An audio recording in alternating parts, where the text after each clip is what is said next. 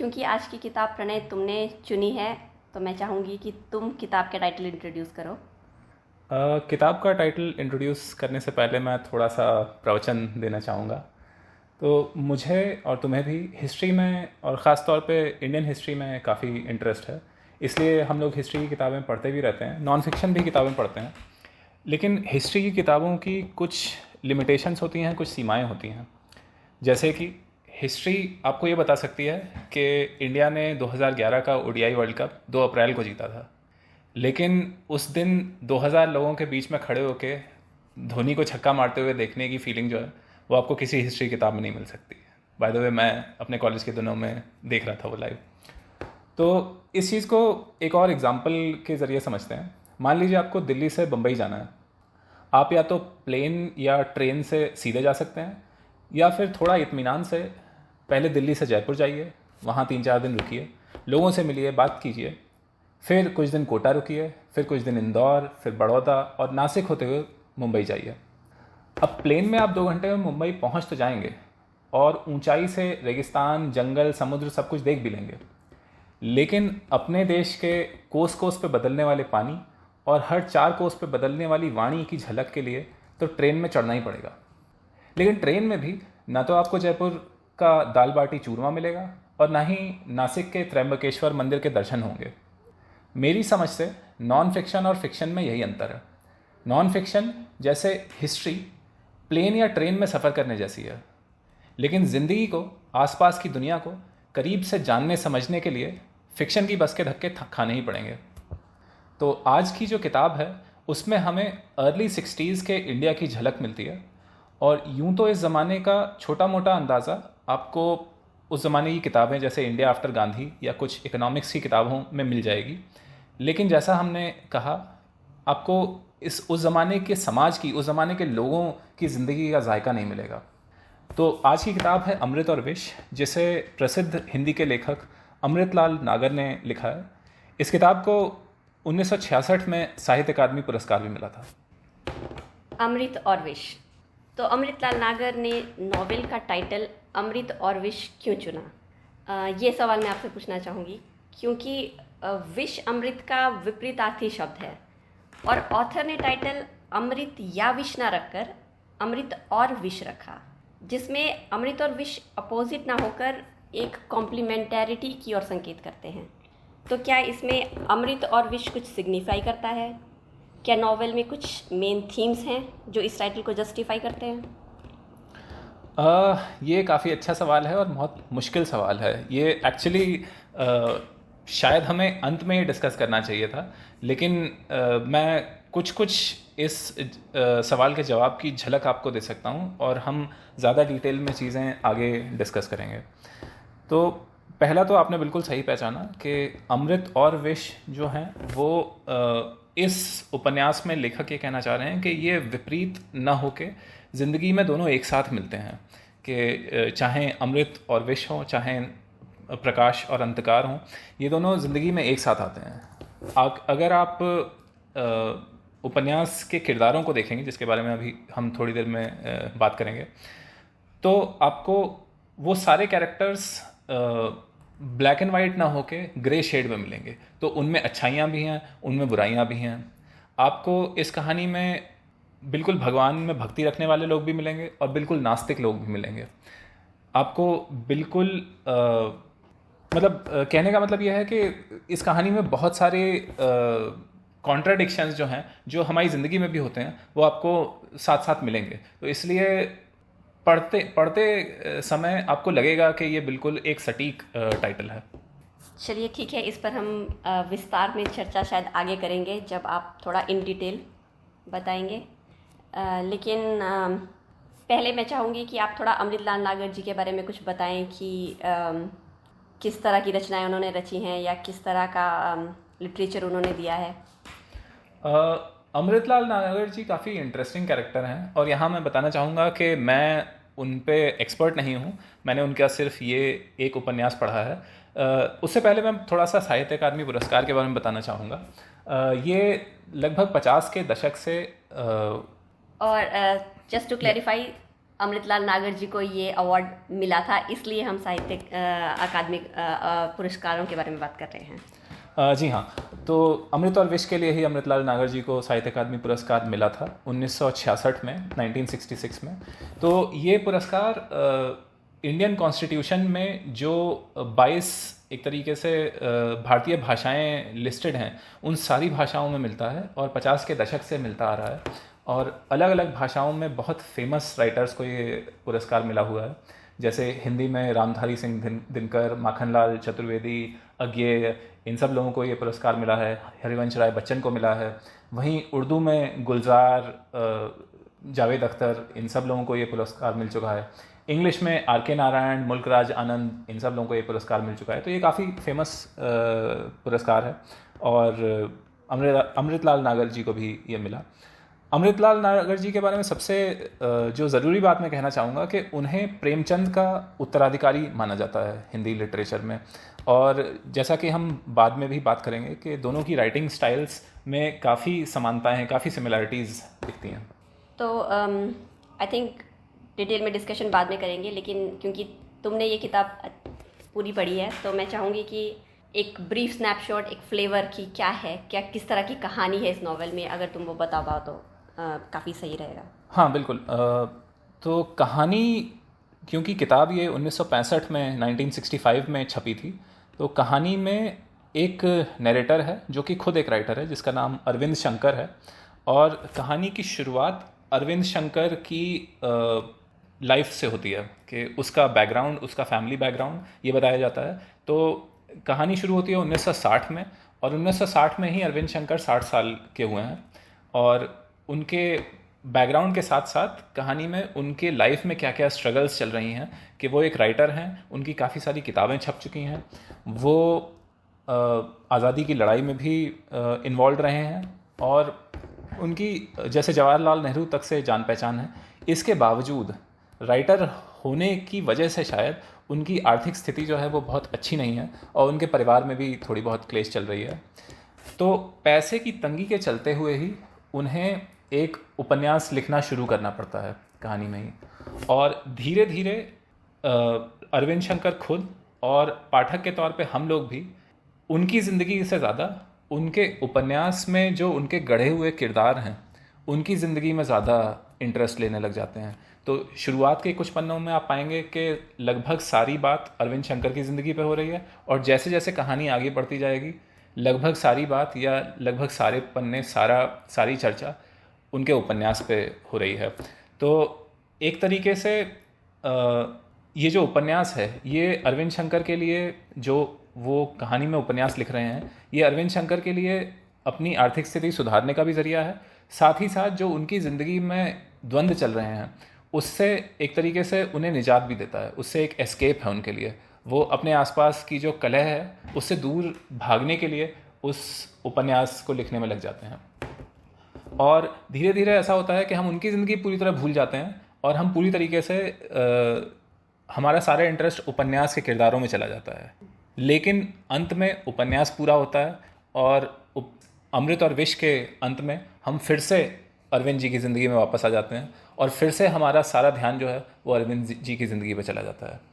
तो एक तरीके से अमृतलाल नागर जी ने इस उपन्यास में जो नैरेटर है, जो अरविंद शंकर है, उसकी ज़िंदगी गढ़ी है और साथ साथ उसकी ज़िंदगी के अंदर एक और उपन्यास गढ़ा है। और हमारा जो ध्यान है वो इन दोनों उपन्यास की दुनिया और उपन्यास के अंदर की एक और काल्पनिक दुनिया, इन दोनों के बीच में आगे पीछे भागता रहता है। इंटरेस्टिंग। ये मुझे इंसेप्शन मूवी का थोड़ा सा, मेरे दिमाग में भी यही आया था कि काफ़ी कुछ इंसेप्शन जैसा है, लेकिन ये 1960s में हो चुका था। तो हाँ।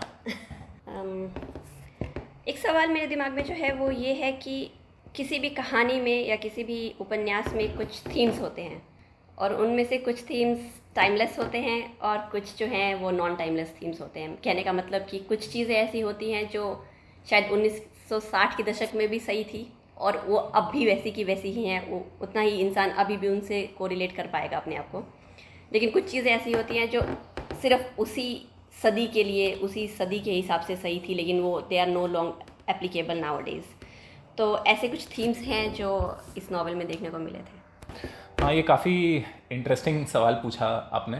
और मेरे दिमाग में भी, क्योंकि ये इतनी पुरानी किताब है और 60 के दशक की ज़िंदगी के बारे में बात है, तो मेरे दिमाग में बार बार ये मेरा एंटीना काम कर रहा था कि इसमें से क्या है जो आज भी सही है और क्या है जो आज सही नहीं है।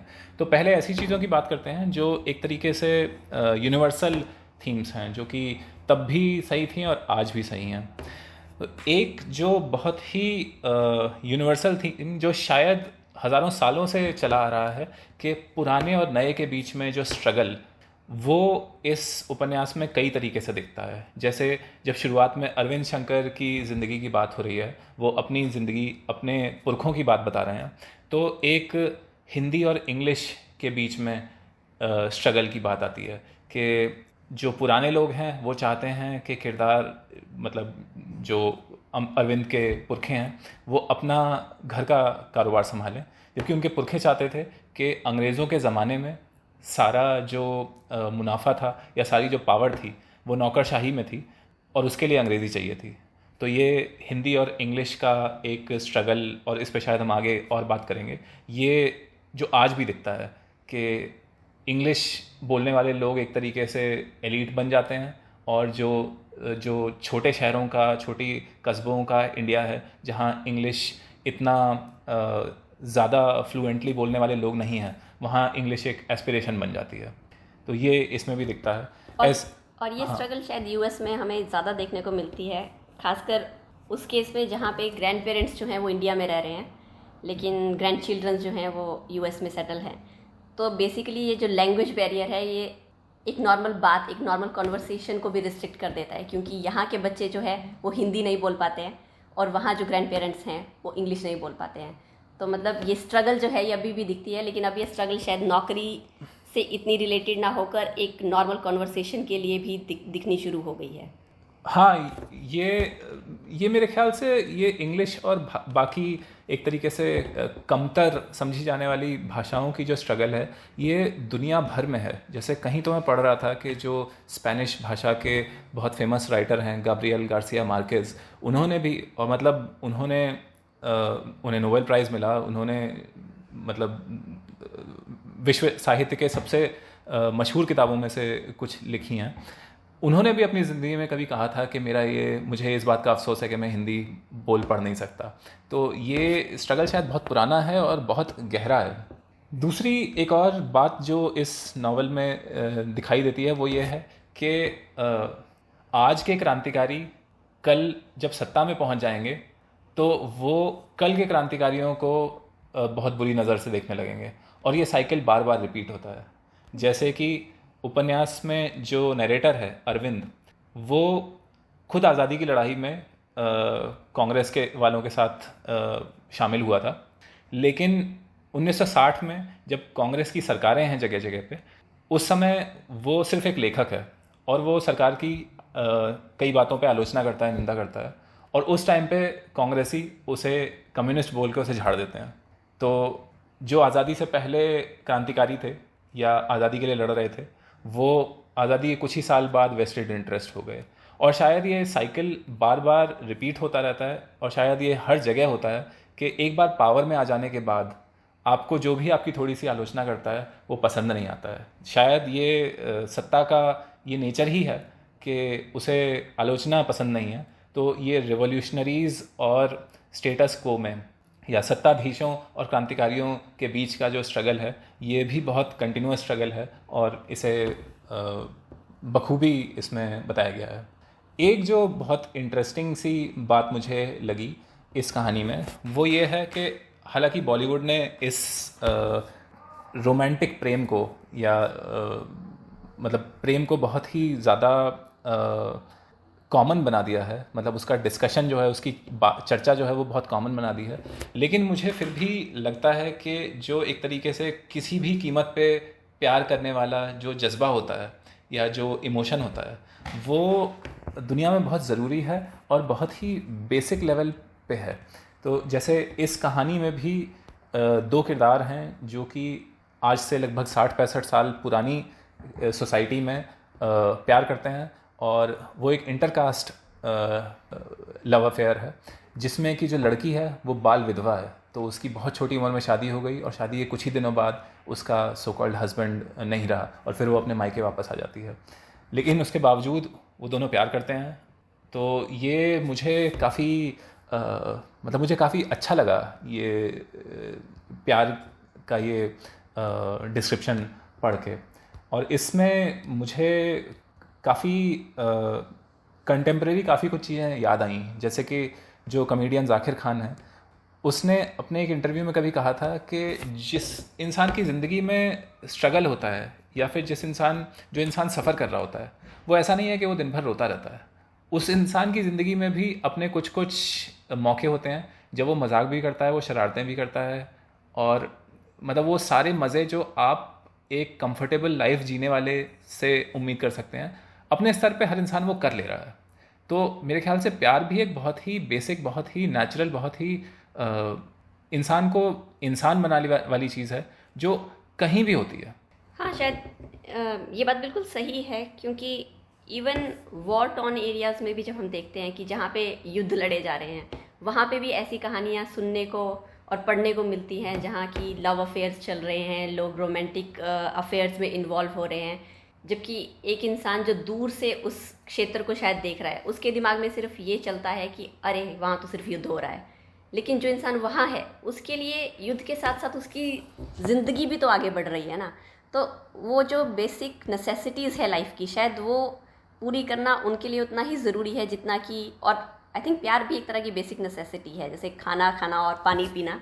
उसी तरह से मतलब इंसान क्योंकि एक सोशल एनिमल है तो अकेले ज़िंदगी बिताना मुझे नहीं लगता कि मतलब ये हाँ, मतलब जो तुम कह रहे हो वही बात कि आई थिंक प्यार is very basic requirement for a living being. तो मतलब वो हर कॉन्टेक्स्ट में, हर सिचुएशन में तुम्हें देखने को मिल जाएगी, चाहे वहाँ पे लड़ाई हो रही हो, चाहे वहाँ पे बिल्कुल पीसफुल एनवायरनमेंट हो, कास्टिज़म हो, कुछ भी हो। लेकिन वो कहते हैं ना कि प्यार डजंट सी एनी बाउंड्रीज, वो वाली बात बिल्कुल सही है शायद। ना उम्र की सीमा हो, न जन्म का हो बंधन, जब प्यार करे कोई तो देखा केवल मन। और इसमें एक बहुत ही मजाकिया घटना होती है कहानी में, जब इसमें बताया गया है कि, तो मैं शायद बताना भूल गया, लेकिन कहानी लखनऊ में सेट है क्योंकि अमृतलाल नागर ने बहुत टाइम लखनऊ में बिताया था। लखनऊ से उन्हें खासी मोहब्बत थी शायद। हाँ, तो शायद उनका देहांत भी लखनऊ में ही हुआ फिर इवेंचुअली। लेकिन लखनऊ में 1960 में बाढ़ आई थी काफ़ी भीषण, और ये एक कहानी में ये एक बड़ी घटना है, मतलब काफ़ी उसके अराउंड काफ़ी चर्चा हुई है। तो बाढ़ के दौरान ये बताया गया है कि काफ़ी सारे घर डूब गए थे, काफ़ी सारे गलियां मोहल्ले, बहुत बड़ा भाग लखनऊ का पानी के नीचे था, और बहुत जगहों पे पहली मंजिल पूरी पूरी पानी के नीचे डूब गई थी। और उसमें एक सेंटेंस अमृतलाल जी ने ये लिखा है कि जो प्रेमी जोड़े थे उनको बड़ी समस्या होती थी कि क्योंकि पहला तल्ला डूब गया तो अब हर कोई छत पे सो रहा था, इसलिए छत के आर पार के जो प्यार थे उसमें बड़ी बाधा पड़ रही थी। तो ये मुझे काफ़ी अच्छा लगा था पढ़ के। और आखिरी चीज़ जो फिर से एक मजाकिया चीज़ है कि एक बहुत छोटी सी घटना है कहानी में कहीं, कि खबर आती है कि आसपास के किसी गांव में एक गाय या भैंस ने एक लड़की को जन्म दिया है, और फिर वो लड़की पैदा होते ही देखते ऊंची पूरी औरत बन गई है। और ये सुन के मुझे ठीक अपना बचपन याद आ गया, क्योंकि मुझे याद है शायद 96 या 97 की बात है, मैं उस समय 6-7 साल का था, और हम लोग सीतापुर में थे, डैडी की पोस्टिंग थी सीतापुर में, और संडे का दिन था शायद, क्योंकि मैं भी घर पे था, और डैडी के ऑफिस से कोई आया था ये बिल्कुल यही खबर लेके कि पास के एक गांव से खबर आई है कि एक भैंस ने एक लड़की को जन्म दिया है। तो मैं ये सोच रहा था कि ये जो अफवाहें होती हैं ये मतलब एक तरीके से अश्वत्थामा की तरह होती हैं कि कभी ना ख़त्म होने वाली। तो ये मुझे काफ़ी अच्छा लगा था। अच्छा, ये तो हुई टाइमलेस थीम्स की बात। अब क्या तुम्हें किताब में कुछ ऐसे थीम्स भी मिले जो उस सदी के लिए, उस इरा के लिए सही थे, लेकिन अगर उन्हें आज के कंटेक्स्ट में देखा जाए तो वो इतने सही नहीं है, या वो सही नहीं बैठते, they are no more applicable, ऐसा कुछ तुम्हें मिला? हाँ, ऐसी भी चीज़ें थीं। तो जैसे कि हम लोगों ने बात की कि कहानी में जो कहानी है वो 1960, 61, 62 में 60 से 62 के बीच में बेस्ड है। तो उस टाइम पे क्योंकि अपना देश जो था वो काफ़ी हद तक यूएसएसआर या सोवियत यूनियन पे निर्भर था। दूसरा, नेहरू जी भी सोवियत यूनियन से काफ़ी इन्फ्लुएंस्ड थे, और बहुत सारा जो इन्फ्लुएंशियल जो पढ़ा लिखा तबका था, जो बुद्धिजीवी थे, वो भी काफ़ी हद तक लेफ़्ट लीनिंग थे। तो मुझे लगता है कि कुछ हद तक ये इन्फ्लुएंस अमृतलाल नागर जी में भी था। हालांकि उन्होंने मतलब दोनों साइड्स दिखाई हैं, दोनों साइड्स की निंदा भी की है, लेकिन इसके चलते एक चीज़ जो दिखती है कि सोवियत यूनियन की बहुत अच्छी इमेज उन्होंने बताई है किताब में। एक किरदार है जो कि काम से सोवियत यूनियन भेजा जाता है, और उसका बहुत ही एक तरीके से हनीमून टाइप का एक्सपीरियंस रहता है सोवियत यूनियन में। उसे वहाँ सब कुछ अच्छा लगता है, उसे वहाँ लोग बहुत अच्छे लगते हैं, बहुत ही प्रगतिशील दिखता है। तो ये एक चीज़ है जो कि हम अब यहाँ आज की तारीख में बैठ के हमें पता है कि चीज़ें सही नहीं थी और बहुत कुछ ख़राब चल रहा था। लेकिन यहाँ पे ये बात ध्यान में रखने वाली बात है कि जिस टाइम पे ये किताब लिखी गई थी उस टाइम पे शायद बहुत कम लोग थे यूएसएसआर के बाहर जिन्हें ये सच्चाई पता थी। जैसे मैंने पढ़ा है कि एक सोवियत राइटर थे अलेक्जेंडर सोल्जेनित्सिन, शायद मैं सही प्रोनाउंस कर रहा हूँ उनका नाम, सोल्जेनित्सिन, जिनकी 2 किताबें छपी थीं। एक one day in the life of Ivan Denisovich और दूसरी थी द गुलाग आर्किपेलागो। ये दूसरी किताब जो थी गुलाग आर्किपेलागो, ये किताब 1973 में छपी थी, और इसने एक तरीके से दुनिया की आंखें खोली थी जो रिप्रेशन या जो भय का माहौल सोवियत यूनियन में था इसके बारे में। तो मेरे ख्याल से ये राइटर का क्रिटिसिज्म नहीं है, ये अमृतलाल नागर जी का क्रिटिसिज्म नहीं कहूँगा मैं इसे। उस टाइम पे बस वो सच्चाई पता नहीं थी। एक और चीज़ जो मतलब जो मुझे लगता है कि टाइमलेस नहीं थी, वो कुछ किरदार हैं, और ख़ास तौर पे वो नई उम्र के किरदार हैं जो कि शायद उस ज़माने का यही माहौल था, जो कि काफ़ी धर्म और समाज की बंदिशों से अपने आप को अलग करना चाहते हैं। और ये किरदार बार बार ये बात करते हैं कि शायद समय के साथ जाति और धर्म के जो बंधन हैं ये पूरी तरह गायब हो जाएंगे। तो ये भी एक ऐसी चीज़ है जो ख़ास तौर पे आज के देश काल परिस्थिति को देखा जाए या आजकल की पॉलिटिक्स को देखा जाए तो मुझे नहीं लगता कि धर्म या जाति इतनी कमज़ोर चीज़ें हैं जो इतने आसानी से ख़त्म हो जाएं। पर ये चीज़ तो मुझे थोड़ी सी टाइमलेस लग रही है ना, ये how is it not timeless? ये क्योंकि उन लोगों को भी, तुमने कहा कि उन कैरेक्टर्स को भी ये लगता है कि वो धर्म में नहीं मानते या उनसे दूर हटना चाहते हैं, और साथ ही साथ उनके दिमाग में ये चलता है कि शायद आने वाले टाइम में ये कास्टिज़म ख़त्म हो जाएगा। लेकिन दैट इज़ सो ट्रू आजकल के ज़माने में भी। जैसे हम अपने आप के बारे में बात करें तो हमें, हमारी पीढ़ी को भी ये लगता है कि कुछ लोगों को ये लगता है कि हम धर्म नहीं मानते, वी आर एथिस्ट्स। और फिर साथ में उन्हें ये लगता है कि शायद आने वाले टाइम में कास्टिज़म ख़त्म हो जाएगा, और मे भी आज से 50 साल बाद जो अगली जनरेशन आएगी उन्हें भी यही लगेगा, क्योंकि दिस इज़ ये इनकी रूट्स इतनी ज़्यादा गहरी हैं कि आई डोंट थिंक कि अगले 100, 200, 300 सालों में भी ये निकाल दी जाएंगी। तो I think this is still timeless. हाँ, तो मेरे ख्याल से तुम जो कह रही हो कि इन चीज़ों की जड़ों की गहराई नापने में जो अमृतलाल नागर जी से गलती हुई, वो गलती एक तरीके से टाइमलेस है। हाँ। कि सदियों से ये गलती हर पीढ़ी के बुद्धिजीवी करते आए हैं और करते रहेंगे। हाँ, ये मतलब काफ़ी खूबसूरत, मतलब काफ़ी इंटरेस्टिंग बात कही तुमने। यहाँ पे एक चीज़ जो मैं क्लैरिफाई करना चाहूँगा कि हम जहाँ पे भी ऐसी चीज़ें पॉइंट आउट कर रहे हैं जो कि हमें लगता है अमृतलाल नागर जी ने ठीक ठीक नहीं कहीं, तो ये हम बुराई नहीं कर रहे हैं। हम यहाँ पे अंतर बताना चाहेंगे बुराई में और आलोचना में। आलोचना वो होती है जो आप किसी चीज़ पे टीका टिप्पणी करते हैं। हम ऐसा नहीं कह रहे हैं कि ये चीज़ें बदल के ये एक बेहतर कहानी होती, मतलब ये ऑलरेडी एक बहुत अच्छा उपन्यास है, लेकिन हर लेखक की, हर इंसान की अपने परिवेश, अपने देश काल के हिसाब से कुछ लिमिटेशंस होती हैं जो इंसान, मतलब जो हमें भी समझना चाहिए कि कुछ चीज़ें कि हो सकता है कई चीज़ें आज 2024 में बैठ के हमें नहीं दिख रही हैं जो 20 साल बाद, 40 साल बाद लोगों को दिखेंगी। तो ये मैं क्लैरिफाई करना चाहता हूँ। किस तरह के करेक्टर्स हैं नॉवेल में जो अमृतलाल नागर जी ने लिखा है? इसमें कैरेक्टर्स जो हैं वो काफ़ी जीवंत कैरेक्टर हैं, काफ़ी अच्छे कैरेक्टर्स हैं, काफ़ी रिलेटेबल कैरेक्टर्स हैं कि मतलब असली ज़िंदगी के कैरेक्टर्स लगते हैं। तो जैसे कि जो उपन्यास का नैरेटर है अरविंद शंकर, उनका किरदार भी काफ़ी अच्छा है कि वो आइडियलिस्ट हैं लेकिन अपने आइडियलिज्म से परेशान भी हैं। उनके लड़के हैं जो कि अपनी स्वतंत्र ज़िंदगी जीना चाहते हैं इनके आइडियलिज्म से दूर, तो उससे भी इन्हें कभी कोफ्त होती है, कभी चिड़चिड़ापन होता है।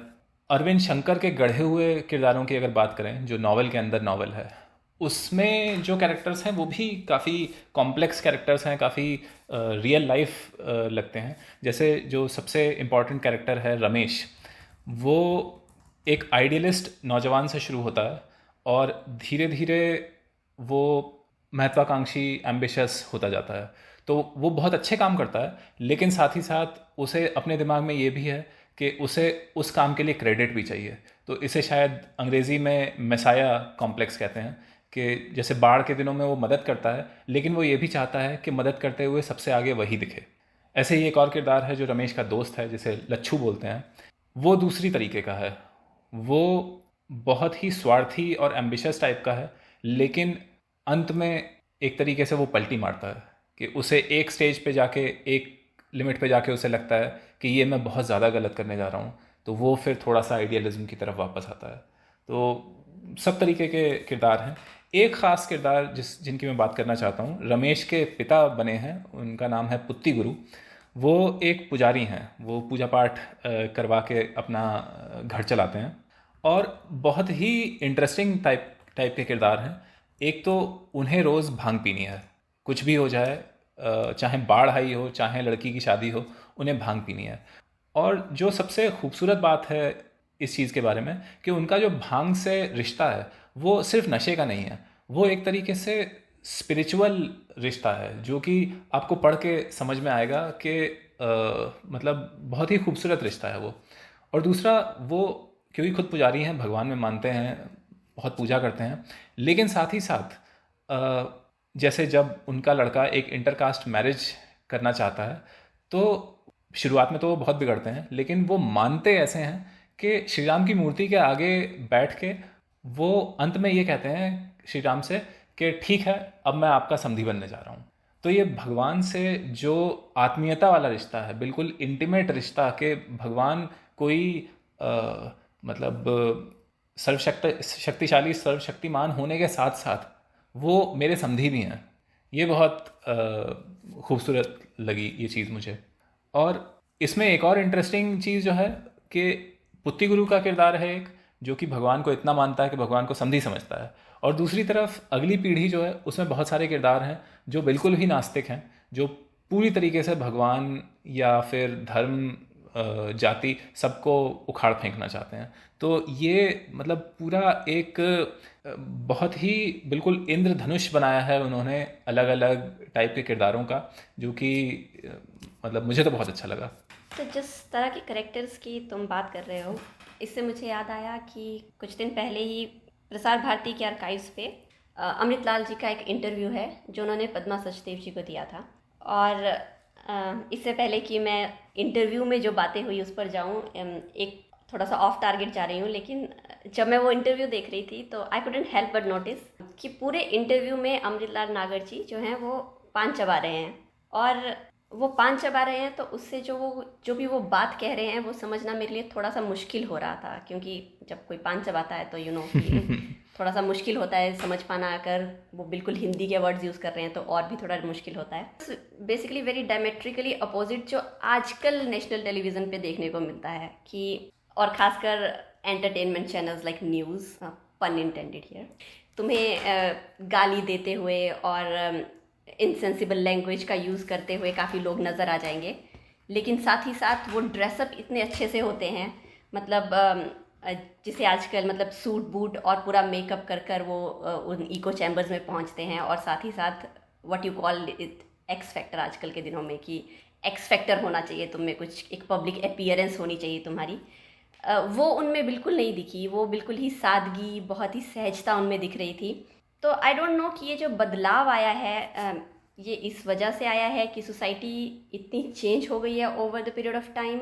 पहले शायद लोग तुम्हें तुम्हारी बात से या तुम्हारे बात के कंटेंट से जज करते थे कि तुम क्या कह रहे हो, उसमें कितनी गहराई है, एज़ कम्पेयर टू आजकल। आजकल तुम चाहे कुछ भी कह दो, लेकिन अगर तुम वही चीज़ बिल्कुल कॉन्फिडेंस के साथ, एक अच्छे गेटअप के साथ कहोगे तो तुम काफ़ी अपीलिंग लगते हो। तो या फिर हो सकता है कि शायद ये सिर्फ अमृतलाल नागर जी के केस में एक एक्सेप्शन थी कि वो इतने सहज थे, इतनी सादगी भरी ज़िंदगी जीते थे, और क्योंकि उन्हें प्रेमचंद जी का उत्तराधिकारी भी माना गया है। तो मैं भी यही कहने वाला था कि तो ये सादगी शायद मतलब हाँ, उन्हें प्रेमचंद जी का इन्फ्लुएंस है उन पर, या आई डोंट नो, मतलब क्योंकि उस ज़माने में भी मतलब आज से 30 40 50 साल पहले भी अगर बॉलीवुड के सितारों की बात की जाए तो वो बहुत ग्लैमर में रहते थे। आज की तारीख में अंतर सिर्फ इतना है कि क्योंकि हर किसी के सामने कैमरा है, हर कोई अपने घर में फ़ोन का कैमरा ऑन करके अपने आप को रिकॉर्ड कर सकता है, तो हर कोई वो कर रहा है।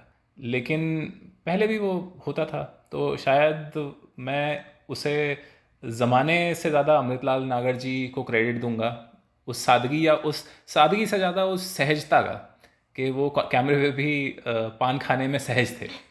खैर ये थोड़ा हम मुद्दे से भटक गए।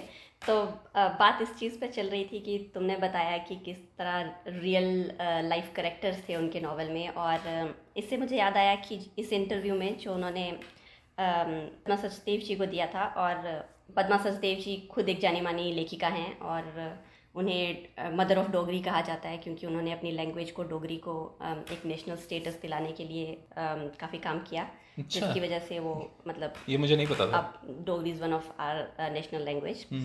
सो अमृतलाल जी की कहानियाँ जो है वो यथार्थ से इतनी जुड़ी हुई है। यही सवाल उनसे पद्मा जी ने पूछा था। तो उन्होंने पूछा कि इस तरह के करेक्टर्स आपको कहाँ मिलते हैं, तो उन्होंने बहुत ही अच्छा जवाब दिया, जो आई थिंक मतलब राइटर्स के लिए इट इज़ वेरी इंपॉर्टेंट। तो वो कहते हैं कि जब भी मुझे कुछ लिखना होता था तो मैं झोला उठा के 3 4 दिन बस देश भ्रमण के लिए निकल पड़ता था, कि ट्रेन में सफ़र करता था, बस में सफ़र करता था, और आसपास अपने लोगों को देखता जाता था, उनकी बातें सुनता था, और वहीं से ये करेक्टर्स मुझे मिल जाते थे। तो आई थिंक ये रीज़न भी हो सकता है कि क्यों इतने अच्छे करेक्टर्स उनकी स्टोरीज़ में मिलते हैं, कैसे हम उनसे रिलेट कर पाते हैं, क्योंकि कहीं ना कहीं वो जो करेक्टर्स हैं वो हमारी आसपास की ज़िंदगी से ही लिए गए हैं। खैर ये तो हुई करेक्टर्स की बात, लेकिन शायद जितने भी करेक्टर्स तुमने अभी तक बताए वो मेल करेक्टर्स थे।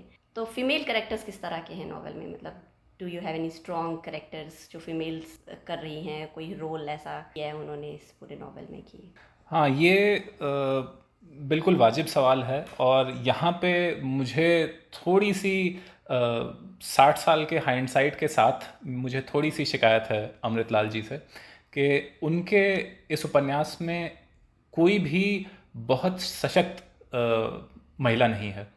जैसे बहुत सारी औरतें हैं जो कि मेन कैरेक्टर्स को सिड्यूस करने के लिए हैं, कि वो कामुक औरतें दिखाई गई हैं, लेकिन उनके बैकग्राउंड को एक्सप्लोर नहीं किया गया है कि वो ऐसी क्यों बन गई, या फिर जो so called main lead female characters हैं उनमें भी बहुत ज़्यादा गहराई नहीं है। वो एक तरीके से अपनी ज़िंदगी में जो मर्द हैं उनकी ज़िंदगी में उन्हें सपोर्ट करने के लिए हैं। जैसे रमेश जो मेन कैरेक्टर है, उसकी जो प्रेमिका है रानी, वो शायद सबसे मेन फीमेल कैरेक्टर है, लेकिन वो भी मेनली रमेश को सपोर्ट ही करती है। या फिर जो नरेटर हैं कहानी के, अरविंद शंकर जो उपन्यास लिखते हैं, अरविंद शंकर भी अपनी पत्नी के बारे में ये एक्नॉलेज तो करते हैं कि उनकी पत्नी ने पूरी ज़िंदगी बहुत समर्पण के साथ उनका साथ दिया है, लेकिन कहानी में उनकी पत्नी के बहुत ज़्यादा डायलॉग भी नहीं हैं। ऐसे ही और कैरेक्टर्स की पत्नियां भी सपोर्टिंग रोल में ही हैं। सिर्फ एक कैरेक्टर है पूरी कहानी में जो कि अपने पति को का विरोध करती है, और वो मुझे काफ़ी अच्छा लगा था। तो ऐसा नहीं है कि अमृतलाल जी फेमिनिस्ट नहीं थे, वो फेमिनिस्ट लगते हैं। कम से कम एक कैरेक्टर के अपने पति के प्रति विरोध में तो वो अमृतलाल जी फेमिनिस्ट दिखते हैं। लेकिन ये ज़्यादा डेवलप्ड फीमेल कैरेक्टर्स क्यों नहीं लिखे गए, इस चीज़ का मेरे पास एक अच्छा जवाब नहीं है। क्योंकि अमृत जी के जीवन में उनके आसपास जो महिलाएं थी, जैसे उनकी ज़िंदगी में इंटरव्यू में वो कहते हैं कि उनकी ग्रैंड मदर का काफ़ी रोल रहा है उनका एक राइटर बनने में, क्योंकि वो उन्हें कहानियाँ सुनाया करती थी, उन्हें गीत सुनाया करती थी, जिससे वो मतलब वो काफ़ी एनकरेज होते थे, उन्हें एक अलग तरह का कंटेंट मिलता था।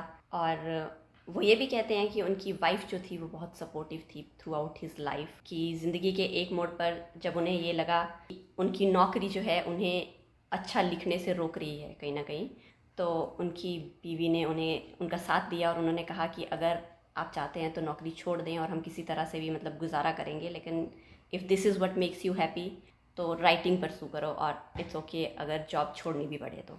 ये शायद जो नरेटर हैं अरविंद शंकर, जिनकी पत्नी है माया, शायद अमृतलाल जी ने माया का किरदार अपनी पत्नी पे बेस किया है, क्योंकि वो भी बिल्कुल पूरी तरह समर्पित पत्नी हैं, जो अपने बच्चों और अपने पति के लिए पूरी तरीके से समर्पित हैं। एक तरीके से उन्होंने अपना सारा अस्तित्व अपने परिवार पे लुटा दिया है। हाँ, तो शायद मतलब क्योंकि अमृत जी ने बहुत से अपनी ज़िंदगी में महिलाओं को सिर्फ एक सपोर्टिंग रोल में ही देखा है, तो इसलिए शायद ये एक लिमिटेशन जो है उनकी स्टोरीज़ में शायद देखने को इस वजह से मिलती है।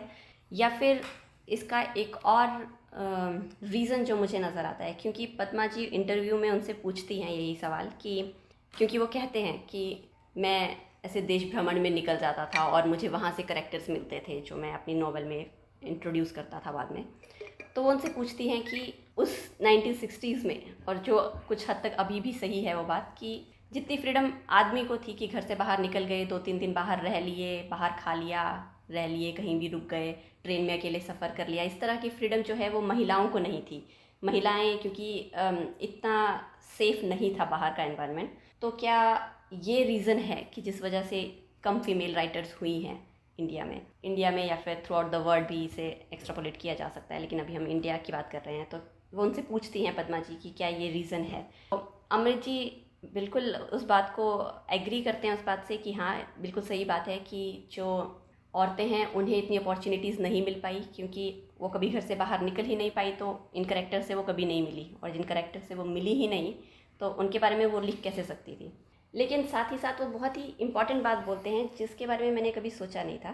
तो वो कहते हैं कि जैसे बाहर की एक दुनिया है, जब हम घर से बाहर निकल जाते हैं तो एक अलग तरह की दुनिया है, ठीक है, लेकिन औरतों के लिए वैसे ही घर के अंदर भी तो एक दुनिया है, और मतलब घर आपस में कनेक्टेड हैं, एक घर की औरत दूसरे घर की औरत से बात करती है, और इस तरह से मतलब there is a connection in between. तो अमृत जी से नारी जगत कहते हैं बेसिकली, और वो कहते हैं कि बाहर की करेक्टर्स की कहानियाँ औरतों ने नहीं लिखी हैं, उसका ये रीज़न समझ आता है कि उन्हें बाहर की अपॉर्चुनिटीज़ नहीं मिली। लेकिन साथ ही साथ ये भी मानने वाली बात है कि उन्होंने नारी जगत की भी जो कहानियाँ हैं उनका चित्रण भी देखने को नहीं मिला है, और उसका रीज़न वो ये कहते हैं, पहली बात तो ये कि अगर नारी जगत का कोई अच्छे से चित्रण कर सकता है तो वो नारी ही कर सकती है, क्योंकि वो दिन भर घर पे ही रहती है, वही दूसरी औरतों से मिलती जुलती है, वही घर का सारा काम देखती है, वो basically she is living that life, right. तो जितना अच्छा से वो उसे शायद एक्सप्रेस कर पाएगी उतना अच्छे से कोई पुरुष नहीं कर पाएगा, जब तक कि वो उस एनवायरनमेंट में रहे और उसी तरह से ज़िंदगी बिताए। तो वो कहता है कि तो वो कहते हैं उसमें कि उस तरह की भी कोई कहानियाँ देखने सुनने को नहीं मिलती, और उसका रीज़न ये है कि अगर कोई औरत इस तरह की कहानी लिखती भी थी उस ज़माने में, उस औरत की, क्योंकि इस तरह की औरत जो कि जिसमें एक विचारों की स्वतंत्रता है, इस तरह की औरत जो है बहुत ज़्यादा सॉर्ट आउट फॉर नहीं थी उस टाइम पे, कि मैरिज प्रपोजल्स नहीं आते थे, या लोग उन्हें हीन भावना से देखते थे, या ऐसे पोर्ट्रे करते थे कि she is a characterless sort of person. तो वो कहते हैं कि इन सब चीज़ों की वजह से भी जो है वो नारी जो है इस राइटिंग के थ्रू एक्सप्रेस नहीं कर पाई अपने आप को कभी। लेकिन वो एक चीज़ जो बहुत ही ऐसी चीज़ है जो शायद हम में से किसी ने शायद ही कभी सोची हो, कि वो कहते हैं कि क्योंकि ये ज़रिया उनके पास नहीं था कि वो लिख कर या कहानियों के रूप में या उपन्यास के रूप में किसी चीज़ को पेश कर सकें, तो उन लोगों ने लोकगीत लिखने शुरू किए। तो क्योंकि वो एक ऐसा एनवायरनमेंट था जहाँ उन्हें कोई रोक नहीं सकता था, क्योंकि वो ज़्यादातर अपने ही जान पहचान के लोग इकट्ठे होते थे ऐसे ओकेजन्स में कि किसी की शादी हो गई, कहीं कोई त्यौहार है, तो ऐसी जगहों पे सिर्फ औरतें ही इकट्ठी होती थी। तो वो रचनाएं फिर लोकगीत के फॉर्म में सामने आती थी कि लोकगीत बन रहे हैं जिन्हें ज़्यादातर औरतें ही लिखती थी और औरतें ही गाती थी। तो बेसिकली वो उनका ज़रिया था, फिर दैट वाज देयर आउटलेट। और ये कभी हमने सोचा नहीं कि लोकगीत इतने ज़्यादा हैं, और कई लोकगीत तो लोग सुनते भी नहीं हैं, मतलब मैंने बहुत कम सुने हैं, एक आधा दो सुने होंगे। आई थिंक वो एक सोर्स है जहाँ से हमें औरतों के बारे में पता चल सकता है कि वो उस ज़माने में क्या सोचती थी, उनकी क्या स्ट्रगल्स थी। शायद वो सब चीज़ें अगर जाननी हो तो लोकगीत एक अच्छा ज़रिया, एक अच्छा माध्यम है उन चीज़ों को जानने के लिए। ये काफ़ी इंटरेस्टिंग बात बोली तुमने।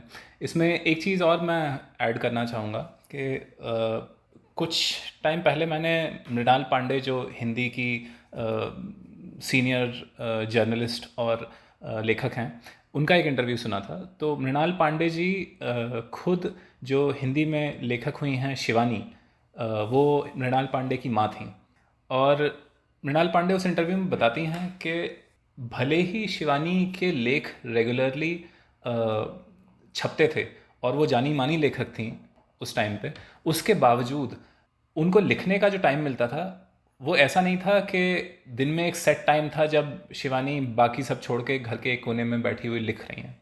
ज़्यादातर ये होता था कि घर का सारा काम निपटाने के बाद, बच्चों को खाना खिलाने के बाद, शिवानी जी डाइनिंग टेबल पे बैठ के लिख रही होती थी रात के टाइम। तो एक और वजह ये थी कि महिलाओं के पास टाइम ही नहीं था लिखने का। और जब ये बात शिवानी के बारे में सच है, जो कि एक वेल स्टैब्लिश्ड राइटर थी, तब एक नई राइटर के लिए तो ये और ज़्यादा लागू होगी।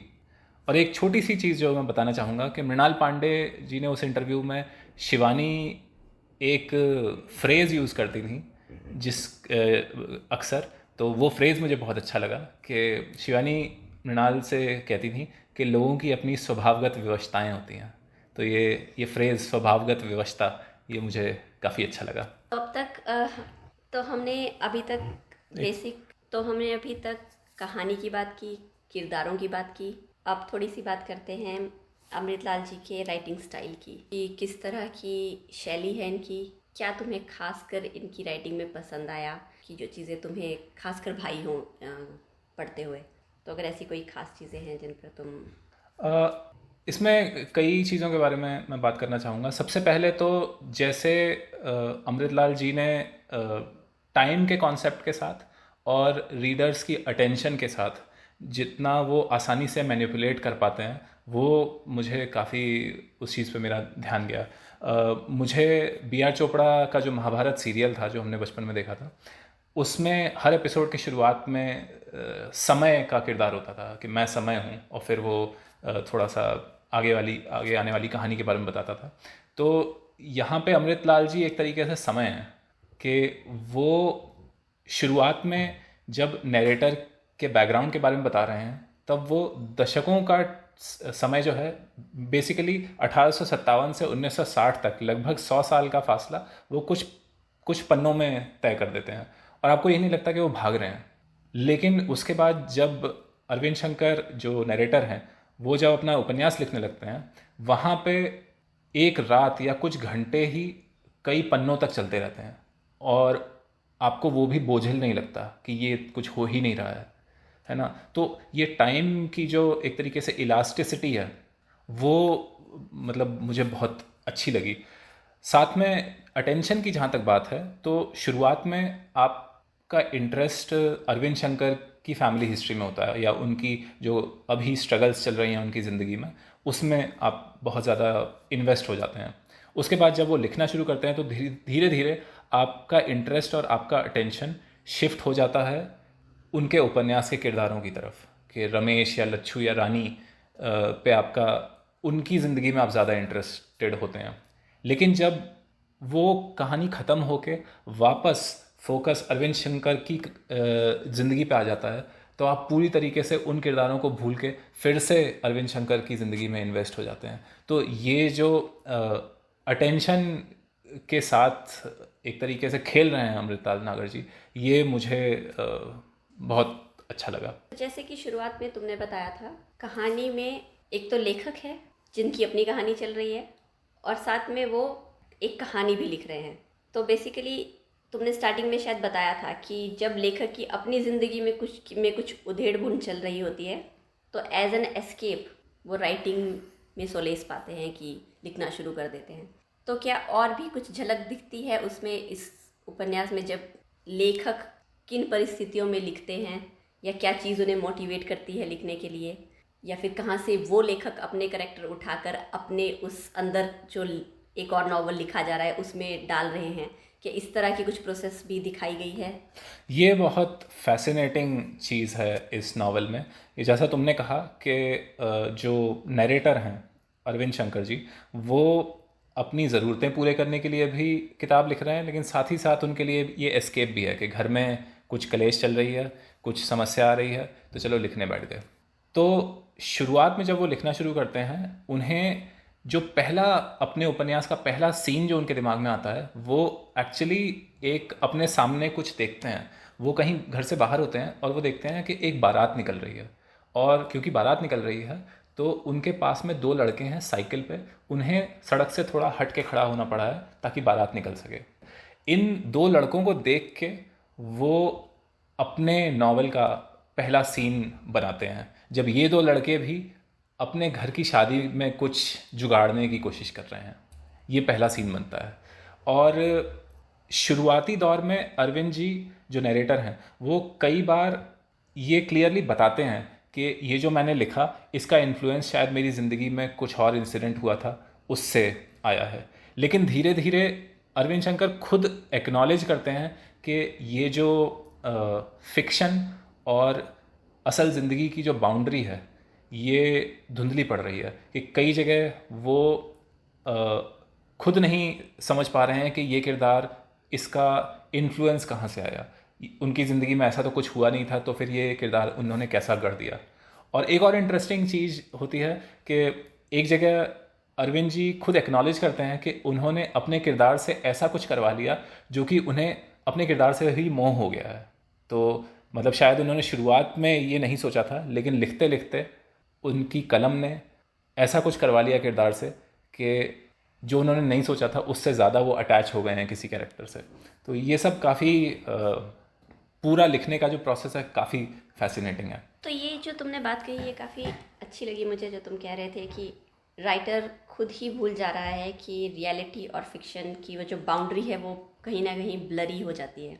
कहने के लिए हम किसी चीज़ को फिक्शन या नॉन फिक्शन कह देते हैं, लेकिन अगर देखा जाए तो पूरी तरह से फिक्शन या पूरी तरह से नॉन फिक्शन किसी भी चीज़ को नहीं कहा जा सकता, क्योंकि जो फिक्शन भी है उसमें भी कहीं ना कहीं करेक्टर्स जो है वो रियल लाइफ से ही लिए गए हैं।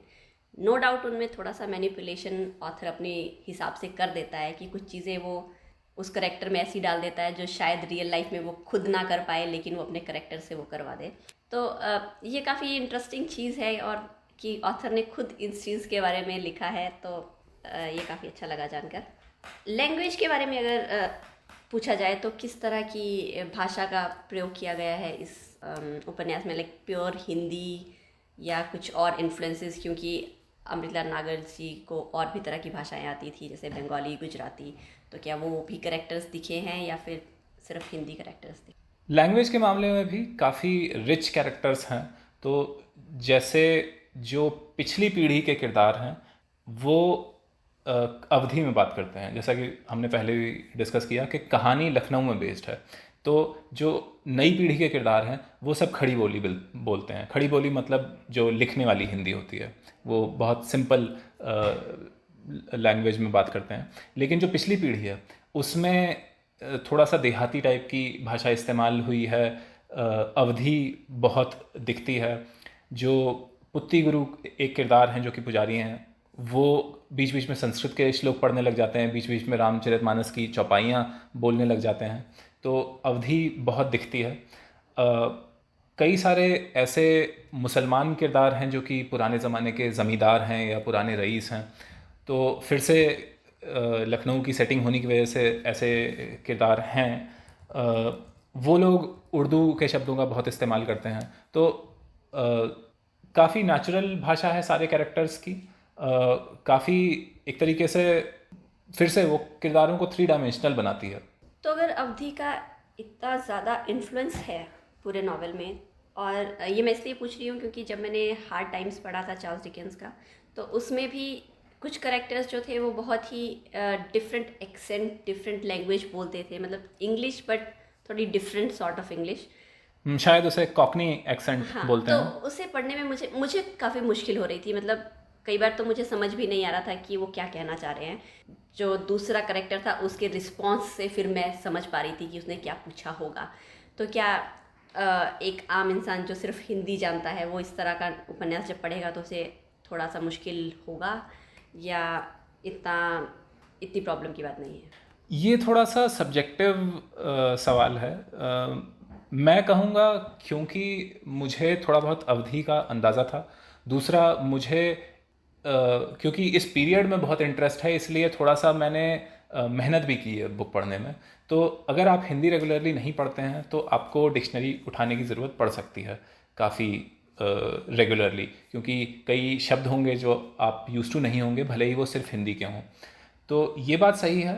मैं कहूँगा कि अगर थोड़ी बहुत आपने रामचरितमानस अगर पढ़ रखी है या चौपाइयाँ आपकी समझ में आ जाती हैं, जो कि अपने यहाँ कम से कम हिंदी भाषी प्रदेशों में एक कॉमन चीज़ है, तो थोड़ा सा मेहनत ज़रूर है लेकिन मज़ा आएगा पढ़ने में। तो मैं कहूँगा कि थोड़ी सी मेहनत करिए और this would be worth it. एक चीज़ और जो मैं कहूँगा कि आजकल बहुत सारे ऑडियो प्लेटफॉर्म्स हैं जो कि हिंदी और हिंदी जैसी भारतीय भाषाओं में पॉपुलर हो रहे हैं, जैसे कि कुकू एफएम और स्टेज, ये 2 नाम हैं जो मुझे अभी याद हैं।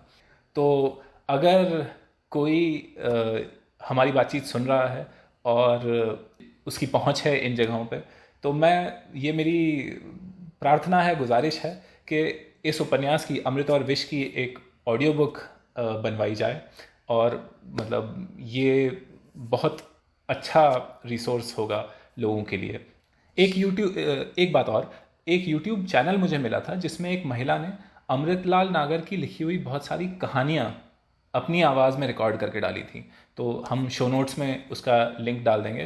तो ये मुझे एक बहुत अच्छा कदम लगा कि जो अगर यही काम बड़े स्केल पे हिंदी और भारतीय भाषाओं के लेखकों के लिए किया जाए तो ये भी एक बहुत अच्छा कदम रहेगा। खासकर ऑडियो बुक मेरे हिसाब से काफ़ी अच्छा कदम रहेगा, क्योंकि नई जनरेशन को छोड़ भी दिया जाए अगर उन्हें ज़्यादा इंग्लिश लिटरेचर में ही इंटरेस्ट है, लेकिन फिर भी पुरानी जनरेशन के लोग हिंदी ही पढ़ते हैं, हिंदी ही समझते हैं। लेकिन उनके साथ प्रॉब्लम ये है कि इस उम्र में आकर उनकी आंखों की रोशनी जो है मध्यम हो जाती है, तो वो चाहकर भी किताबें नहीं पढ़ पाते हैं। तो उन लोगों के लिए शायद ये बहुत ही अच्छा कदम रहेगा। उन लोगों तक ये किताबें पहुंच पाएंगी और वो इन्हें सुन पाएंगे। तो डेफिनेटली अगर ये किया जा सके तो बहुत ही सही रहेगा। एक चीज़ और, मैं बिल्कुल सहमत हूँ तुम्हारी बात से, और हम दोनों के ही पेरेंट्स अब उस एज में हैं कि ख़ासतौर पे अगर किताब में छोटे अक्षर हों तो उन्हें दिक्कत होती है, तो ऑडियो बुक बहुत अच्छी रहेगी। एक चीज़ और जो मेरे दिमाग में आई थी कि जैसे हमारा परिवार ब्रिज से आता है, तो अलीगढ़ से है मेरी फैमिली, लेकिन हम काफ़ी सालों से बाहर ही हैं। डैडी की नौकरी की वजह से हम लगभग 25 साल से लखनऊ में हैं। लेकिन जो हमारी फैमिली के जो लोग वहीं वापस ब्रिज में ही रह गए, उनमें भी मैं नोटिस करता हूँ कि पीढ़ी दर पीढ़ी वो लोग जो ब्रज भाषा बोल और समझ सकते हैं उनका नंबर कम होता जा रहा है। जैसे मैं ब्रज भाषा समझ सकता हूँ, बोल नहीं सकता। पिछली पीढ़ी में हर कोई बोल भी सकता है, समझ भी सकता है, लेकिन मेरी ही पीढ़ी के और लोग जो वहीं हैं अलीगढ़ में या आसपास के इलाकों में, वो भी बहुत फ्लुएंटली ब्रज भाषा नहीं बोल सकते। तो क्या तुमने हिमाचल में अपने घर के आसपास भी ये चीज़ देखी है? हाँ, मतलब ये चीज़ शायद थ्रू आउट इंडिया ही तुम्हें देखने को मिल जाएगी कि नेक्स्ट जनरेशन जो है वो अपनी मदर टंग ना बोलकर कहीं ना कहीं इंग्लिश उन्हें सिखाने की ज़्यादा कोशिश की जा रही है। जैसे हिमाचल में भी बहुत से नई जनरेशन जो है ऐसी मिल जाएगी जिन्हें हिंदी इतनी ज़्यादा नहीं आती। हिंदी तो चलो फिर भी आ सकती है क्योंकि हिंदी में उन्हें स्कूल में पढ़ाई जाती है, लेकिन जो लोकल डायलेक्ट है पहाड़ी, वो मुझे नहीं लगता कि जो नेक्स्ट जनरेशन है उस तक अब पहुंच पाएगी, क्योंकि मैंने पेरेंट्स को भी बहुत कम अपने बच्चों से उस बोली में बात करते हुए लोगों को सुना है, क्योंकि ज़्यादा फोकस ये रहता है कि इंग्लिश आए और हिंदी आए कम से कम। और मतलब नथिंग अगेंस्ट देम, क्योंकि ज़रूरत ही ऐसी है कि इंग्लिश और हिंदी तो अब मतलब कंपलसरी लैंग्वेजेस टाइप हो गई हैं, लेकिन कहीं ना कहीं ये चीज़ देखने को मिलती है कि अब लोगों का फोकस, या ऐसे लोग जो लोकल लैंग्वेजेस बोलते हैं, उनको कहीं ना कहीं इतनी अच्छी नज़र से नहीं देखा जाता, मतलब which is kind of absurd, क्योंकि तुम दुखद दो है से ये। ज़्यादा भी तो सीख सकते हो, लेकिन हाँ। मतलब शायद कहीं ना कहीं पहले फोकस रहता है कि इंग्लिश आए, फिर फोकस रहता है कि चलो इंग्लिश आ गई है तो अब हिंदी आ जाए, और अगर कहीं थोड़ा बहुत टाइम और एनर्जी बच जाए तो अपनी लोकल लैंग्वेज सिखाई जा सके। मुझे लगता है कि जो जो इंग्लिश ने भारतीय भाषाओं के साथ किया, हालांकि इंग्लिश भी एक भारतीय भाषा है, इतने सारे लोग बोलते हैं, लेकिन जो हमारे यहाँ की रीजनल लैंग्वेजेस और हिंदी के साथ इंग्लिश ने किया, वही हमारी रीजनल लैंग्वेजेस जैसे हिंदी लोकल बोलियों के साथ करती है, कि एक तरीके से सपाट बना देती है, सबको एक सा बना देती है कि हर कोई इंग्लिश बोल सकता है, हर कोई हिंदी बोल सकता है, लेकिन उसके अंदर, हिंदी के अंदर जो बोलियां हैं वो धीरे धीरे फ्लैट होती जा रही हैं। इससे रिलेटेड एक और सवाल है मेरा। तो जैसे पिछले कुछ सालों में हमने देखा है कि पहले दलेर मेहंदी ने बॉलीवुड में पंजाबी को कूल बना दिया, उसके बाद कुछ साल बाद बादशाह और हनी सिंह ने बॉलीवुड में हरियाणवी को कूल बना दिया। तो एक तरीके से कुछ शब्द या कुछ फ्रेज़ हरियाणवी के, या वो बोलने का तरीका लोगों में थोड़ा सा पॉपुलर हो गया।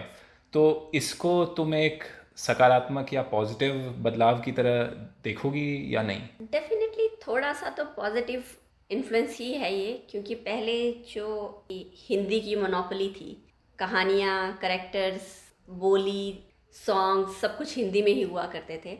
तो डेफिनेटली एटलीस्ट दो लैंग्वेजेस तो हैं जिसने अपना कहीं ना कहीं फुटप्रिंट छोड़ा है अब, हरियाणवी और पंजाबी जो तुम कह रहे हो। थोड़ा सा बंगाली इन्फ्लुएंस भी देखने को मिलता है कभी कभी कहीं कहीं। तो ये चीज़ डेफिनेटली अच्छी है, लेकिन I think main stream media से ज़्यादा OTT चैनल्स पे, प्लेटफॉर्म्स पे तुम्हें ये चीज़ें ज़्यादा देखने को मिलती हैं कि फुल प्रूफ तुम्हें हरियाणवी करेक्टर ही देखने को मिलेगा जो हरियाणवी ही बोलता है, वही लाइफ स्टाइल है, और बिल्कुल उसका बैठना उठना बिल्कुल उसी तरह से है। तो आई थिंक ये जो नए प्लेटफॉर्म्स है, इसके थ्रू एटलीस्ट कुछ लैंग्वेजेस तो शायद आ जाएगी मेन स्ट्रीम में भी धीरे धीरे करके। तो I think this is good, इसमें कुछ बुराई तो अभी तक नज़र नहीं आती है, ये मेरे नज़रिए से।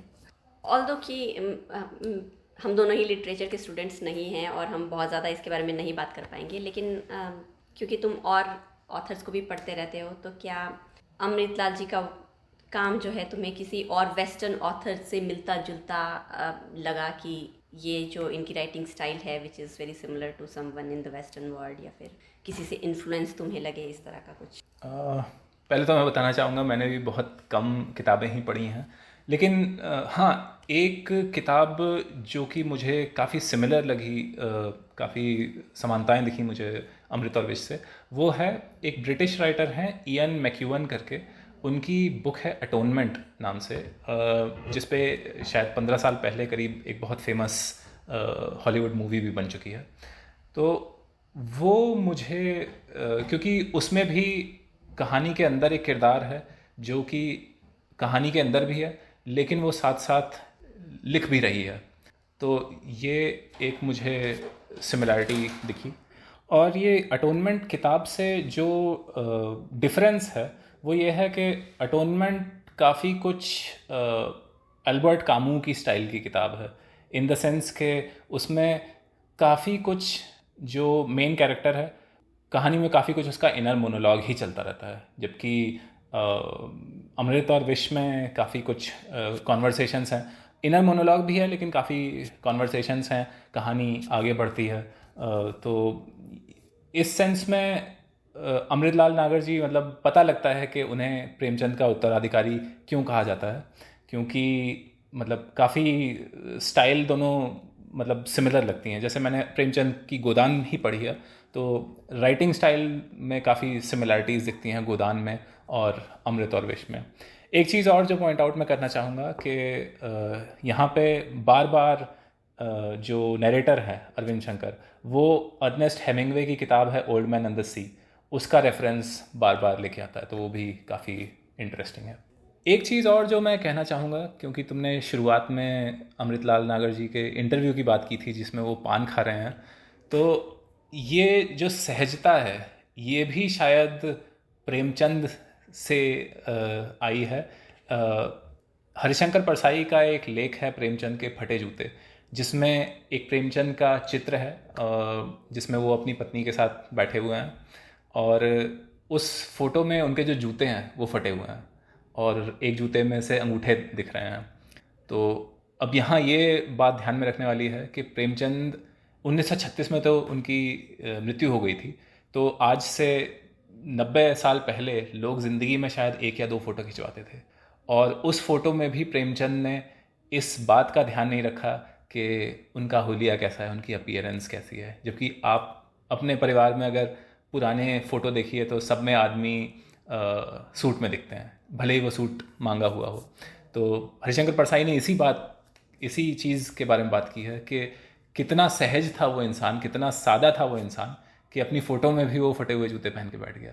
तो शायद ये भी वो पान खाने की सहजता शायद प्रेमचंद से आती है। किस तरह का सोसाइटल कंस्ट्रक्शन है उपन्यास में, किस तरह की सोसाइटी दिखाई गई है, अगर किस तरह का चित्रण है बेसिकली सोसाइटी का, क्या जिस तरह की सोसाइटी 1960 के दशक में थी बिल्कुल वैसी ही सोसाइटी दिखाई गई है, या थोड़ा सा पॉलिश्ड वर्जन है, या किस तरह का कंस्ट्रक्शन है ऑल ओवर? ये सवाल का डेफिनेटिवली जवाब देना तो मुश्किल होगा कि क्या रियलिस्टिक है या नहीं, लेकिन फिर भी काफ़ी मतलब जो जितनी सोसाइटी अमृतलाल जी ने दिखाई है वो रियलिस्टिक लगता है। वो एक बहुत छोटा सेट है सोसाइटी का, वो पूरे समाज का आईना नहीं दिखा रहे हैं। जैसे कि जितना मुझे समझ में आया, जितने भी मेन कैरेक्टर्स हैं वो मिडिल क्लास से आते हैं। तो क्योंकि उस टाइम पे देश बहुत ज़्यादा गरीब था, सबके पास सब लोग लगभग हर कोई अभाव की ज़िंदगी जी रहा था, तो वो कैरेक्टर्स भी अभाव की ज़िंदगी ही जीते हैं। लेकिन ये नहीं कहा जाएगा कि वो मतलब बहुत ज़्यादा गरीब कैरेक्टर्स नहीं हैं, एक आध को छोड़ के। कुछ कैरेक्टर्स डेफिनेटली ऐसे हैं जो कि काफ़ी एलीट बहुत पैसे वाले जगह से आते हैं, लेकिन जो मेन कैरेक्टर्स हैं वो सारे मिडिल क्लास कैरेक्टर्स ही हैं। तो भले ही वो अभावों का जीवन जी रहे हैं, लेकिन इसको मेरे ख्याल से रिलेटिव पावर्टी और एब्सोल्यूट पावर्टी में अंतर करना ज़रूरी है। कि रिलेटिव पावर्टी ये होती है कि आपके पास आपके आसपास के लोगों से थोड़ा कम पैसा हो सकता है, इसलिए आपको लगे कि आप बहुत अभाव में जी रहे हैं। लेकिन एब्सोल्यूट पावर्टी ये है कि मतलब किसी के पास पैसा नहीं है, जो बिल्कुल समाज में सबसे निचला तबका है। तो ये मिडिल क्लास की बात है, तो मिडिल क्लास में रिलेटिव अभाव हो सकते हैं, लेकिन बहुत ज़्यादा गरीबी तो नहीं है।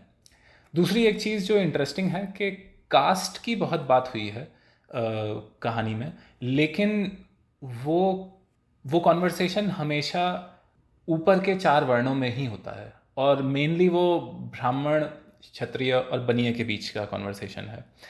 कहानी में मुझे नहीं याद कोई दलित कैरेक्टर हो, तो ये थोड़ा सा मुझे एक लिमिटेशन लगा कि शायद उस समाज में दलित कैरेक्टर्स का एक्नॉलेजमेंट ही नहीं था, इस वजह से नहीं लिखा गया, लेकिन ये चीज़ दिखती है।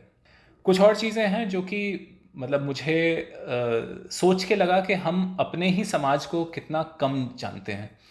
जैसे कि उपन्यास में 2 बार ऐसे कैरेक्टर्स का जिक्र आता है जो कि होमोसेक्सुअल हैं, जो कि समलैंगिक आदमी हैं, और दोनों ही केसेस में ऐसा होता है कि हेड ऑफ़ द फैमिली है जिसके एक और पुरुष के साथ संबंध है, और दोनों साथ में रहते हैं, और दोनों ही केसेस में परिवार के लोग या और कोई जो दूसरा आदमी है उसे किसी तरीके से मार के भगा देते हैं। तो होमोसेक्सुअलिटी की बात है, लेकिन वो सिंपैथेटिक कैरेक्टर्स नहीं हैं। तो आजकल जो बात होती है कि ये सब अननेचुरल चीज़ें हैं जो कि वेस्ट से आई हैं, तो उन लोगों को ये किताब ज़रूर पढ़नी चाहिए कि ये 60 साल पहले, उस टाइम पे तो वेस्ट का इन्फ्लुएंस नहीं आ पाया था अपने यहाँ, तब भी ये किरदार गढ़े गए। एक और चीज़ जो मुझे थोड़ा सा जिसने बॉदर किया वो ये थी कि जैसे अभी हमने पहले भी बात की कि इसमें लखनऊ में 1960 में आई बाढ़ का ज़िक्र है, और काफ़ी डिटेल में उस एपिसोड को मतलब उस एपिसोड को डिस्क्राइब किया गया है। लेकिन जब मैंने ऑनलाइन सर्च किया, मुझे ये पता था बचपन से कि लखनऊ में 1971 में 1971 में बाढ़ आई थी। जब मैंने 1960 की बाढ़ के बारे में सर्च किया तो मुझे एक पैराग्राफ की विकिपीडिया की एंट्री मिली और कुछ भी नहीं मिला, जबकि उसी एंट्री में लिखा हुआ था कि शहर का बहुत बड़ा भाग डूब गया था। तो मतलब बहुत हज़ारों लोगों की ज़िंदगी प्रभावित हुई होगी, लेकिन उसके बावजूद उसके बारे में कोई ज़्यादा जानकारी नहीं है। तो मेरे ख्याल से हम लोग अपने देश में चीज़ों को रिकॉर्ड करने और उनको याद रखने में थोड़ा सा हम मतलब पीछे हैं। और जो हम ये जो कॉन्वर्सेशन रिकॉर्ड कर रहे हैं, ये एक तरीके से इसका मकसद भी ये है कि पुरानी जो चीज़ें हैं जो ज़रूरी हैं, जो लोगों को जाननी चाहिए, जो विचार हैं जो लोगों को जानने चाहिए, उन्हें ज़्यादा से ज़्यादा लोग जानें। तो क्योंकि नावल में इतने ज़्यादा करेक्टर्स हैं, और क्योंकि जब भी दो लोग होते हैं तो उनमें कुछ ना कुछ खींचतान होती है, तो क्या कभी ऐसा कोई एपिसोड था जबकि difference of ideas, difference of thoughts दिखे हों करेक्टर्स में, और फिर उन्हें किस तरह से उन्होंने रिजॉल्व किया हो? क्योंकि मुझे याद है कि इससे पहले जब हम किताब के बारे में बात कर रहे थे तो तुम एक मेल और फीमेल करेक्टर के बारे में बता रहे थे, और तुम कह रहे थे कि किस तरह से दोनों उसको एक अलग अलग नज़रिए से अपने आप को सही प्रूव करने की कोशिश कर रहे थे। तो अगर उसके बारे में थोड़ा सा बात करना चाहो। हाँ, ये इस कहानी में ये अच्छी बात है कि कई बार ये तय करना मुश्किल होता है कि ये जो सिचुएशन है इसमें सही रास्ता क्या है। तो जिस इंसिडेंट की तुम बात कर रही हो उसमें दो किरदार हैं। एक जो उपन्यास के अंदर, उपन्यास का मेन किरदार है रमेश, और दूसरी एक और कैरेक्टर है। तो जो दूसरी लड़की है वो रमेश से मदद मांगती है कि वो एक बहुत ही कंजर्वेटिव फैमिली में रहती है और वो एक आदमी से प्यार करती है अपने कॉलेज के दिनों से, लेकिन उस आदमी ने एक और जगह शादी कर ली है। अब वो रमेश की मदद चाहती है घर से भागने में, जिससे कि वो भाग के अपने परिवार से भाग के उस आदमी की सॉर्ट ऑफ रखैल बन जाए। तो रमेश इस चीज़ से बहुत असहज है, उसे काफ़ी ऑब्जेक्शन है। वो ये कह रहा है कि तुम मतलब उसकी रखैल क्यों बनना चाहती हो।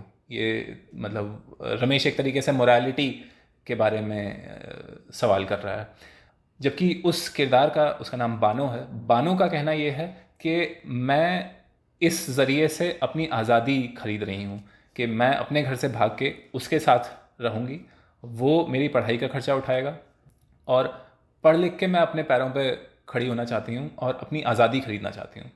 तो जब मैं ये कॉन्वर्सेशन पढ़ रहा था तो मुझे भी जो रमेश जो बात कहता है वही मेरे दिमाग में भी आई कि ये ऐसा क्यों करना चाहती है, ये मतलब एक तरीके से अपना स्वाभिमान बेच रही है। लेकिन फिर मेरे दिमाग में तुरंत ये भी आया कि मान लो कोई औरत हो जिसका कि पेशा ही हो कि वो एक वेश्या है, वो एक प्रॉस्टिट्यूट है, अगर वो इस तरीके से पैसा कमा के अपनी ज़िंदगी सुधारना चाहती है या अपने लिए बेहतर ज़िंदगी बनाना चाहती है, तो कोई भी उदारवादी इंसान उसे सपोर्ट करेगा।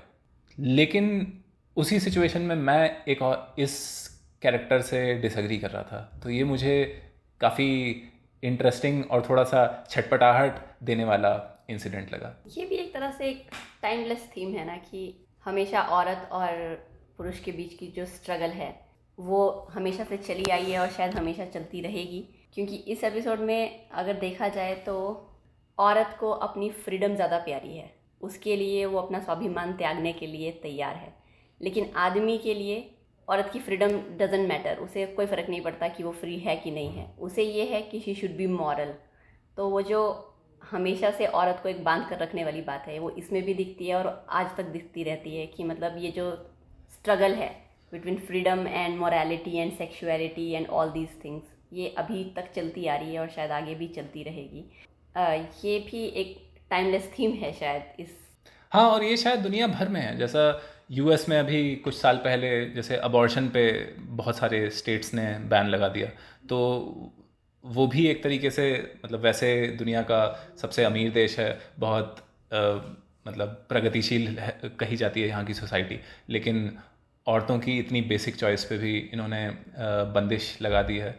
इसी से रिलेटेड एक और चीज़ मेरे दिमाग में आई कि अभी हाल ही में हम सितंबर 2024 में ये बात कर रहे हैं, और पिछले ही महीने जो कोलकाता में आरजी कर मेडिकल कॉलेज में जो रेप और मर्डर की घटना आई, तो उसके खिलाफ काफ़ी प्रोटेस्ट वगैरह हुए, काफ़ी लोगों ने उसके खिलाफ लिखा बोला।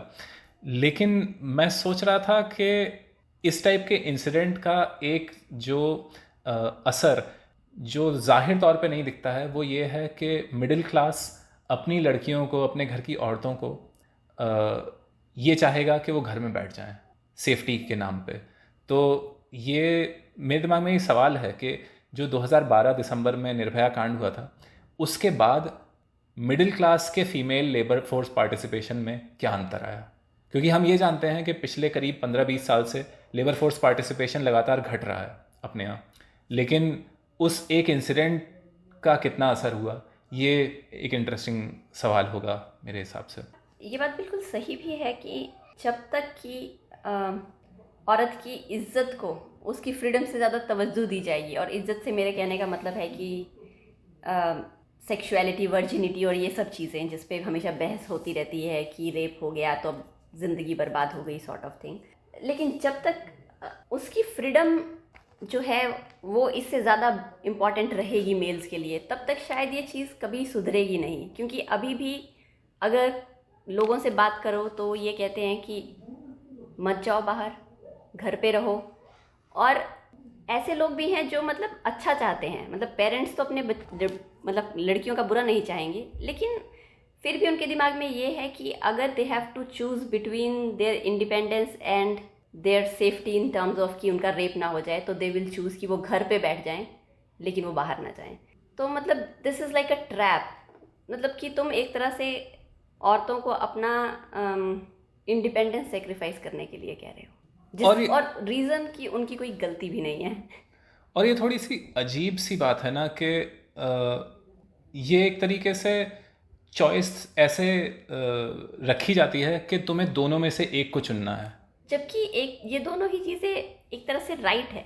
हाँ, बेसिक ह्यूमन राइट। हाँ, जबकि सेफ्टी एंड इंडिपेंडेंस होना चाहिए, जबकि मतलब क्योंकि हमें पता है कि और कुछ नहीं हो सकता है, लोग इतने हताश हो चुके हैं सिस्टम से कि फिर चॉइस ईदर और के टर्म्स में रखी जाती है कि तुम सेफ्टी चुन लो या फिर अपनी इंडिपेंडेंस चुन लो, जो कि दुखद है। एक चीज़ और जो मैं ये आखिरी बात मैं कहना चाहूँगा कि एक और थीम जो इस किताब में बार बार जाहिर होती है वो है कि जो कुछ किरदार जो भगवान में नहीं मानते हैं या जो नास्तिक हैं, उनमें से एक किरदार में एक जगह ये छटपटाहट भी दिखती है कि वो बहुत परेशान है और वो चाहता है कि अगर वो भगवान में मानता तो शायद उसे एक सहारा मिल जाता, लेकिन क्योंकि वो नास्तिक है तो उसके लिए वो सहारा भी नहीं है। तो ये पैसेज जो था, ये छटपटाहट मुझे काफ़ी अच्छी लगी थी, तो मैं पढ़ के सुनाना चाहूँगा। मेरी किशोरावस्था, सारी नौजवानी और जवानी विद्रोह में ही आस्था रख कर बीती है। मुझे अभी तक अपने सुख दुख में कभी ईश्वर या भाग्य के सहारे की गंभीर आवश्यकता ही नहीं पड़ी।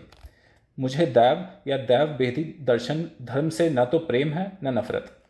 लेकिन आज़ाद भारत में ये 12-13 वर्ष बिता लेने के बाद अपने अवसाद के गहरी घुटन भरे क्षणों में ऊब कर अक्सर जी यह चाहता है कि अकेलेपन में सहारे के लिए मैं भी अशरण शरण दीनबंधु जगन्नियंता के अस्तित्व को सादर स्वीकार कर लूँ। पर यह चाहने से होता ही क्या है? दर्शन और ब्रह्म का कोई ओर छोर ही मेरे पल्ले नहीं पड़ता। ये बात कहानी का जो नरेटर है अरविंद शंकर वो कहता है, और मुझे लगता है कि नरेटर के ज़रिए लेखक खुद कह रहे हैं कि कई बार मुश्किल पलों में जब सब कुछ हाथ से छूटता हुआ दिखता है, उस टाइम पे मन करता है कि काश हम भगवान में मानते तो हमें एक सहारा हो जाता। और इस चीज़ से थोड़ा सा मैं रिलेट कर पा रहा था, क्योंकि मैं भी भगवान में मानने से के एक एक्सट्रीम से और एथीज़्म या अनीश्वरवाद के दूसरे एक्सट्रीम तक जाके, और फिर लगता है कि अब दोबारा कहीं बीच में आ रहा हूँ। तो इस पैसेज से काफ़ी मैंने रिलेट किया। अंत में हम यही कहना चाहेंगे कि हम कोई एक्सपर्ट्स नहीं हैं। वर्जीनिया वुल्फ के एक ऐसे on how one should read a book से ये कोट कहना चाहूँगी: do not dictate to your author, try to become him, be his fellow worker and accomplish. बस यही कहना चाहेंगे, राइटर का उद्देश्य सिर्फ कहानी सुनाकर मनोरंजन करना नहीं होता। उनकी कहानियों में कुछ थीम्स होते हैं जिन पर वो अपने करेक्टर्स के माध्यम से रीडर्स का ध्यान खींचना चाहते हैं। और रीडिंग का बेस्ट एक्सपीरियंस तब होता है जब राइटर और रीडर के बीच एक कोलैबोरेशन हो। जब दोनों इस एक्सपीरियंस में कंट्रीब्यूटिंग होते हैं तो रीडिंग का एक अलग ही मज़ा आता है। ऑथर ने तो किताब लिखकर अपना कंट्रीब्यूशन कर दिया है, और अब बारी रीडर्स की है कि वो अपना योगदान देकर इस एक्सपीरियंस को होलसम बनाएं, और हो सकता है कि आपके नज़रिए से और भी कुछ अच्छा निकल कर सामने आए। तो आज हमने बात की अमृतलाल नागर जी के उपन्यास अमृत और विष के बारे में। अगली बार आपके सामने कोई और किताब, कोई और टॉपिक लेकर हम हाजिर होंगे। तब तक के लिए पढ़ते रहिए, सोचते रहिए। नमस्कार। नमस्कार।